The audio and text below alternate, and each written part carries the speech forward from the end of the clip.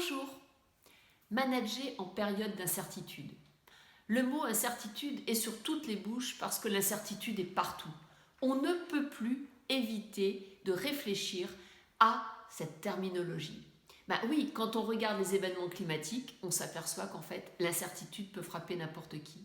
On regarde la géopolitique avec par exemple les élections américaines, on est dans l'incertitude. La pandémie nous fait vivre un quotidien sur un long terme à l'incertitude. Donc il est normal de se positionner et de réfléchir au management avec l'incertitude. Je vous propose 3 questions. La première question, c'est déjà la définition. Qu'est-ce que l'incertitude et comment est-ce qu'on peut arriver à la caractériser? Une deuxième question sera sur les opportunités que nous apporte l'incertitude, car il ne faut pas toujours la voir sous le prisme de la peur, on peut aussi la voir sous le prisme de l'opportunisme.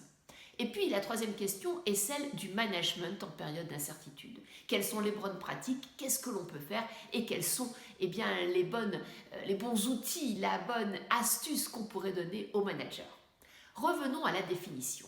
L'incertitude, c'est quand on a en fait peu d'éléments dans un contexte certain et on est obligé de réagir. Et là, donc, je vous propose une définition qui est une échelle. Cette échelle a été créée en 97 et elle permet de comprendre l'incertitude par rapport à 4 niveaux. C'est Bigliarelli qui l'ont créée. Alors le premier niveau, c'est quand en fait on voit que c'est le futur qui est probable et donc on est capable avec des stratégies passées d'appréhender cette incertitude plutôt contextualisée. Le deuxième niveau, un peu plus incertain, c'est quand il y a plusieurs futurs et là on va mobiliser la stratégie des scénarios. Le troisième niveau, c'est lorsque le futur n'est plus discernable, mais on voit des champs des possibles qui s'offrent dans une perspective à court, moyen ou long terme. Et là, on va devoir commencer à penser en termes d'options. Et le dernier niveau, le niveau le plus sensible, c'est le niveau où il y a une ambiguïté totale. C'est le niveau dans lequel nous sommes, le niveau de la pandémie du Covid-19. Et là, il n'y a qu'une solution, c'est la modélisation pour pouvoir donner, bien entendu, des alternatives à l'incertitude. Donc, nous avons ce type de définition graduée, le niveau d'incertitude. Et puis, nous avons une autre définition qui est de penser l'incertitude par rapport à une comparaison, comme par exemple l'aléatoire. L'aléatoire est quelque chose de prévisible et quelque chose qui est dans l'ordre du possible, alors que l'incertitude, c'est totalement nouveau, c'est quelque chose qui n'est jamais arrivé. On fait souvent référence en littérature au signe noir de Nassim Taleb qui explique qu'en fait, on pensait que tous les signes étaient blancs au 19e siècle et puis est arrivé un explorateur qui a trouvé le premier signe noir en Australie et là, on a bien compris qu'en fait, l'impossible, le signe noir était tout à fait possible. Et il y a plein d'événements que l'on pourrait citer qui sont des signes noirs. C'est un peu aussi comme l'effet papillon. Donc là, on voit qu'en fait, dans l'incertitude, on a en fait un choc, une réaction, quelque chose qui est totalement improbable, qui est devenu possible. La deuxième question à laquelle j'aimerais essayer de répondre, c'est pourquoi l'incertitude peut être considérée comme une opportunité. Première raison, ce sont des chercheurs aux États-Unis, à Yale, qui ont montré et qui ont publié dans la revue Neurones qu'en fait, pour apprendre, le meilleur contexte était le contexte de l'incertitude. Ils ont fait des études sur des chimpanzés et ont montré qu'on apprenait beaucoup plus vite et mieux en situation d'incertitude qu'en situation de stabilité. Donc vous voyez, en fait, on peut avoir un facteur positif dans l'incertitude. Le deuxième élément, c'est qu'en fait, l'incertitude doit être pensée comme un game changer, c'est-à-dire en fait comme une opportunité pour innover plus, innover différemment. Rappelez-vous cet exemple pendant la crise de la Covid où vous aviez un problème, donc un manque de respirateurs. Et là, de façon frugale, avec les masques Decathlon, il y a eu des innovations extraordinaires qui ont créé cette possibilité de sauver la vie à des dizaines de personnes grâce à des masques transformés en respirateurs. Donc on voit vraiment qu'en fait l'incertitude est un élément accélérateur de l'innovation. Et troisièmement, l'incertitude est aussi une façon de faire sauter les verrous, de débloquer tous les processus qui quelque part très réconfortant en période de stabilité, mais inutile en période de survie, en période d'alerte. Et donc l'incertitude va à l'essentiel. Ça permet de sauver l'essentiel et de nous recentrer sur vraiment ce qui est important. Et donc c'est très intéressant de voir qu'en fait l'incertitude n'est pas nécessairement envisagée comme quelque chose de négatif, c'est-à-dire une peur ou une réaction par rapport à un événement ou simplement donc l'application de stratégies qui ont réussi dans le passé mais qui ne vont peut-être pas nécessairement réussir par rapport à cette nouvelle incertitude.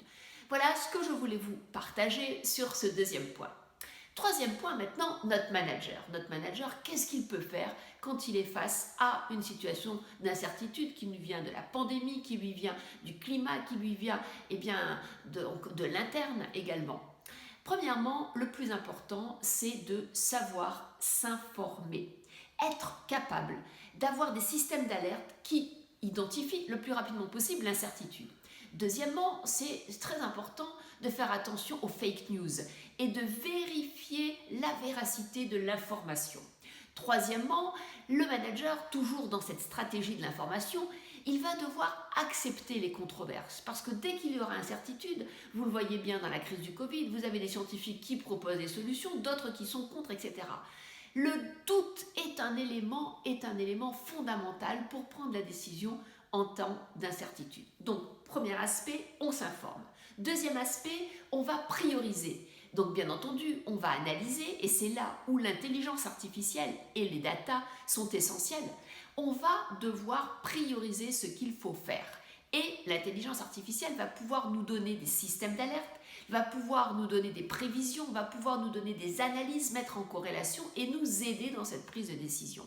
Troisième étape, après l'information, après la priorisation, la troisième étape, c'est la scénarisation. Et l'IA va encore nous aider à ce stade, puisqu'avec de la data visualisation, c'est-à-dire prendre les données, les mettre de façon visuelle et interprétable par n'importe qui, elle va pouvoir nous donner des éléments rapides d'information ou en tout cas d'analyse. Et puis, quatrièmement, il va falloir sans cesse réévaluer l'action, la portée, l'efficacité des actions mises en œuvre. Donc, on le voit bien, en management d'incertitude, le manager doit être à la fois un manager agile, mais à la fois celui qui accepte de pagayer un coup dans un sens, un coup dans l'autre, et on va pouvoir de temps en temps, en tant que manager, peut-être avoir des décisions qui semblent opposées, mais le plus important, c'est qu'on saura quel cap on suit. Donc le management à la pagaie, en mode agile, c'est le management que je vous conseille en période d'incertitude.